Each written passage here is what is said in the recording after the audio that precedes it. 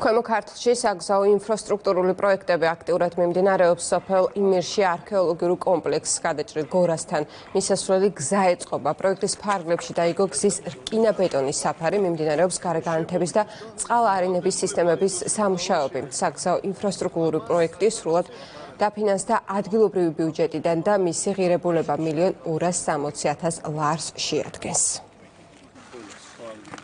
ქვემო ქართლის რეგიონში აქტიურად მიმდინარეობს სოფელ იმირში მოვინახულეთ საგზაო სამუშაოები, რომელიც უახლოეს პერიოდში დასრულდება. კილომეტრზე მეტი გზის მონაკვეთი დაიგო, რომელიც სრულად ადგილობრივი ბიუჯეტით დაფინანსდა. დავათვალიერეთ მისასვლელი გზა, რომელიც მარნეულის ადგილობრივი თვითმმართველობის მიერ არის დაფინანსებული. მიმდინარეობს სამუშაო სხვადასხვა მიმართულებით და დარწმუნებული ვარ, რომ ეს ადგილი გახდება ერთ-ერთი მიმზიდველი და მნიშვნელოვანი ჩვენ ტურიზმის განვითარებისთვის. წარმატებით მიმდინარეობს წეგლთა მისასვლელი გზის დაგება, ასევე გარეგანათების მოწყობა, რომელიც შეადგენს 1.200.000 ლარს.